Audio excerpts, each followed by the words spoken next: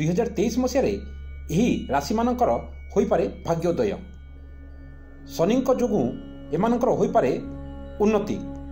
ଏହାର କାରଣ ଶନି 2023 ମସିହା ଜାନୁଆରୀ 17 ତାରିଖ ରାତି 8:02 ସମୟରେ ମକର ରାଶିରେ ନିଜର ଯାତ୍ରା ପୂରା କରି କୁମ୍ଭ ରାଶିକୁ ଗୋଚର କରିବେ, ଯାହାଫଳରେ କିଛି ରାଶିମାନଙ୍କ ପାଇଁ ଏ ସମୟଟି ବହୁତ ହିଁ ସୁଖକର ଏବଂ ମଙ୍ଗଳମୟ ହେବ। ଆସନ୍ତୁ ଜାଣିବା ଏହି ରାଶିମାନେ କ'ଣ କ'ଣ ଏବଂ ସେମାନଙ୍କର କି ପ୍ରକାର ଲାଭ ହୋଇପାରେ। ମେଷ ରାଶି, ନୂଆବର୍ଷରେ ଭାଗ୍ୟ ଏମାନଙ୍କର ସାଙ୍ଗ ଦେବ।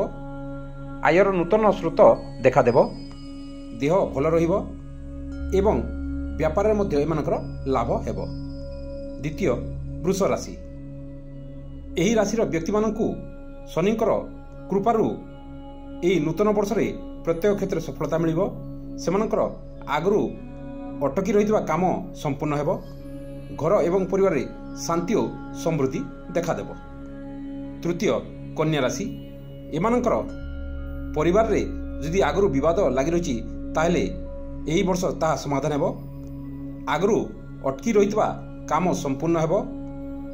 ଅଦାଲତ ସମ୍ବନ୍ଧୀୟ ମାମଲାରେ ମଧ୍ୟ ଏ ବର୍ଷ ଏମାନଙ୍କୁ ସଫଳତା ମିଳିବାର ସମ୍ଭାବନା ରହିଅଛି। ଚତୁର୍ଥ, ମକର ରାଶି।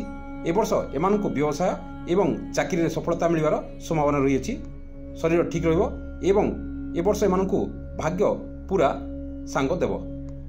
ପଞ୍ଚମ, କୁମ୍ଭ ରାଶି। ଏ ବର୍ଷ ଏମାନଙ୍କର ମାଲି ମୋକଦ୍ଦମା ଜନିତ ଝଗଡ଼ା ତୁଟିବ। ଭାଗ୍ୟ ଏ ବର୍ଷ ସମ୍ପୂର୍ଣ୍ଣ ଭାବରେ ଏମାନଙ୍କୁ ସାହାଯ୍ୟ କରିବ ଏବଂ ଭାଗିଦାରୀରେ ହୋଇଥିବା ବ୍ୟବସାୟରେ ମଧ୍ୟ ଏମାନେ ପ୍ରଚୁର ଲାଭ ଉପାର୍ଜନ କରିବେ। ଏ ହେଲା 2023 ମସିହାରେ ଶନିଙ୍କର ଗୋଚର ବା ଚଳନ ଯୋଗୁଁ କିଛି ରାଶିମାନଙ୍କର ଲାଭ। ଆପଣଙ୍କ ରାଶି ଏହି ରାଶିମାନଙ୍କ ମଧ୍ୟରେ ଅନ୍ତର୍ଭୁକ୍ତ କି? ଯଦି ହଁ, ତାହେଲେ ଲାଗି ପଡ଼ନ୍ତୁ ଏବଂ ଚେଷ୍ଟା କରନ୍ତୁ, ଆପଣ ନିଶ୍ଚୟ ସଫଳତା ପାଇବେ। ଏହି ଭିଡ଼ିଓଟି କିପରି ଲାଗିଲା ନିଶ୍ଚୟ କମେଣ୍ଟସ୍ କରି ଜଣାନ୍ତୁ ଏବଂ ଏପରି ଖବର ଜାଣିବା ପାଇଁ ସର୍ବଦା ଆମ ଚ୍ୟାନେଲ ସହିତ ଯୋଡ଼ି ହୋଇ ରୁହନ୍ତୁ। ପୁଣି ଦେଖା ହେବ ଅନ୍ୟ ଭିଡ଼ିଓରେ। ଧନ୍ୟବାଦ।